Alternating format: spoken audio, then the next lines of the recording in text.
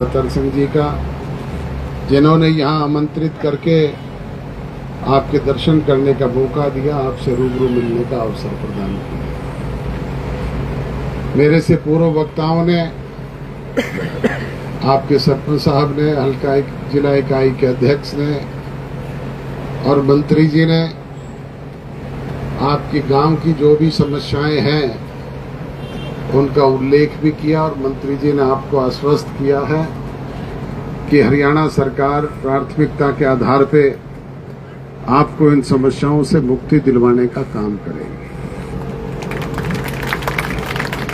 ये हमारा अपना गांव है। 1982 में जब चौधरी देवीलाल जी ने यहां से चुनाव लड़ा था, तब से लेकर के अब तक निरंतर आपका प्यार, स्नेह, लाड, दुलार, आपका सहयोग, आशीर्वाद मिलता रहा और उम्मीद करता हूं कि निकट भविष्य में वो और सवाया होकर के मिलेगा। मैं भी आपको यह आश्वस्त करता हूं कि जो कोई कोर कसर, कमी, कोताही बीच में रही भी है, उनको हम सवाया करके पूरा करने का काम करें। बुजुर्गों और नौजवान दोस्तों, आज जिस तरह की परिस्थितियां और हालात हैं वो आपके सामने है। जैसा मंत्री जी ने कहा कि अब लोकसभा का चुनाव का बिगुल बज चुका है। ये चुनावी वर्ष है। मिशन 2024 शुरू हो चुका है। सभी राजनीतिक दल अपने अपने प्रयास में लगे हुए हैं। हमने भी 2 तारीख को आपके पड़ोस जुलाना में एक रैली का आयोजन रखा है। वो सोनीपत लोकसभा क्षेत्र की रैली है, पर चूंकि महम जुलाना के एकदम साथ एडजॉर्निंग इलाका है, आप भी वहां पर पहुंच करके उस रैली की शोभा बढ़ाने का काम करना, ये आपको न्योता और निमंत्रण भी देता हूं।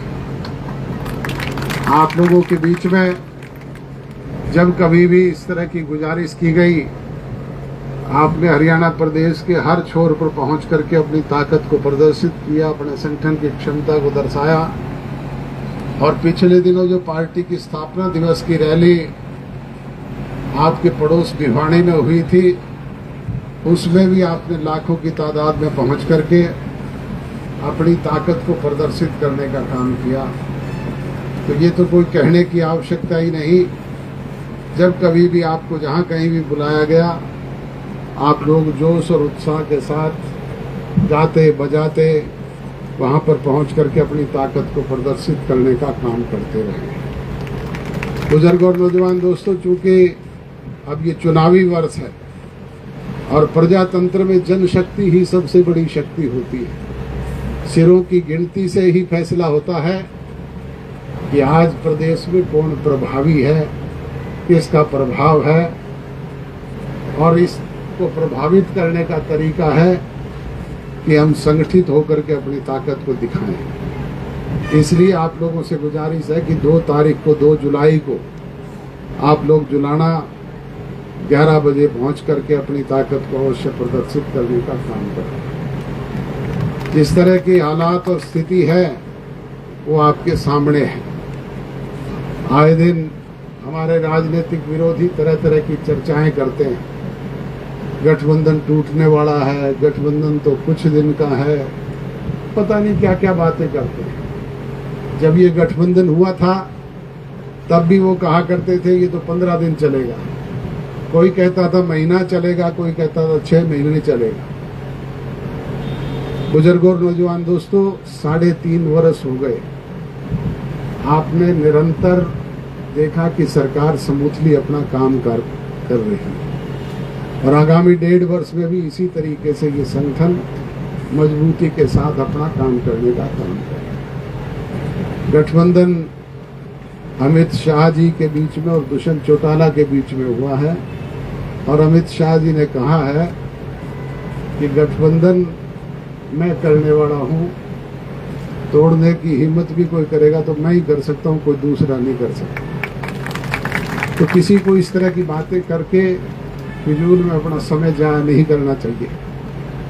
इसलिए आप लोगों से गुजारिश और विनती है कि इन बातों पर ध्यान देने की आवश्यकता नहीं, ध्यान देने की आवश्यकता है कि इस 1.5 वर्ष में जो बाकी है सरकार का, उसमें हम ज़्यादा से ज़्यादा विकास के काम कैसे करें, लोगों की समस्याओं से उनको मुक्ति कैसे दिलवाएं। क्योंकि जैसे ही सरकार बना वैसे ही कोरोना जैसी विश्वव्यापी महामारी आ गई।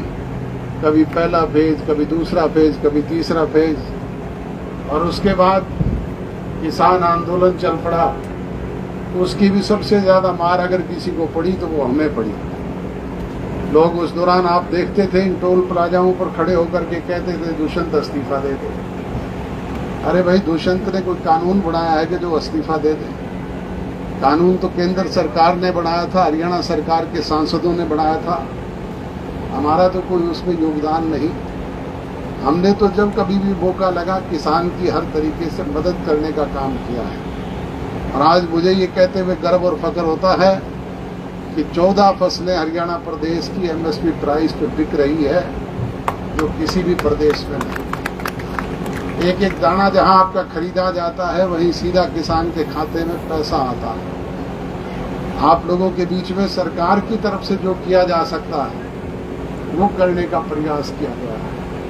और जो कोई बाकी बातें हमारे चुनाव घोषणा पत्र की बची हुई है, आगामी 1.5 वर्ष में उन्हें भी अमली जामा पहनाने का काम कानूनी रूप से किया जाए। जन नायक जनता पार्टी चौधरी देवीलाल के नक्शे कदम पर चलने वाली पार्टी। चौधरी देवीलाल जी ने जनता जनार्दन के बीच में जो भी बात कभी खड़े होकर के कही, जब भी आपके आशीर्वाद से मौका मिला, उन्होंने उसे कानून बना करके आपके बीच में लागू किया। चाहे वो काम के बदले अनाज की योजना थी, चाहे मैचिंग ग्रांट शुरू करने की बात थी, चाहे गांव-गांव में हरिजन और बैकवर्ड की चौपाल बनाने की बात थी, चाहे किसान के ट्रैक्टर को गड्ढा डिक्लेयर करने की बात थी, चाहे साइकिल और रेडियो जैसी चीजों के टोकन टैक्स माफ करने की बात थी, चाहे आपकी वृद्धावस्था पेंशन देने की बात थी, चाहे कर्ज माफ करने की बात थी। ये सारी बातें कानून बना करके पूरी की होगी। इसी तरीके से हमने भी जो घोषणाएं अपने चुनाव घोषणा पत्र के जरिए की थी, चाहे वो 75% प्राइवेट सेक्टर में बेरोजगार नौजवानों को रोजगार देने का मामला था, चाहे महिलाओं को 50% पंचायत में भागीदारी देने की बात थी, चाहे वो 8.5% बैकवर्ड क्लासेस के लोगों को भागीदारी देने की बात थी। इस तरह की जो भी बातें कही, उन्होंने कानूनी रूप से अमली जामा पहनाने का काम विधानसभा के जरिए किया गया है। और शेष बची हुई जो बात है उनको भी आगामी 1.5 वर्ष में पूरा करने का काम है। आपके सामने हमारे राजनीतिक विरोधी कहते हैं कि इन्होंने 5100 पेंशन देने की बात की थी, वो तो नहीं करी। भाई, हम सरकार में भागीदार हैं, सरकार हमारी नहीं। हमने तो प्रयास करके 3 साल में 750 रुपये बढ़वाने का काम किया होगा, बढ़ाई होगी। भूपेंद्र सिंह जी उठाइए तो बताए कि 10 साल हुकूमत करके गए हैं, उन्होंने अपने 10 साल में कितनी बढ़ाने का काम किया। आज तो कहते हैं कि मैं 6000 कर दूंगा। अरे भाई, मुख्यमंत्री था तब क्यों नहीं किए? किसी ने हाथ पकड़ा था क्या? पहली कलम से कर सकता है आदमी।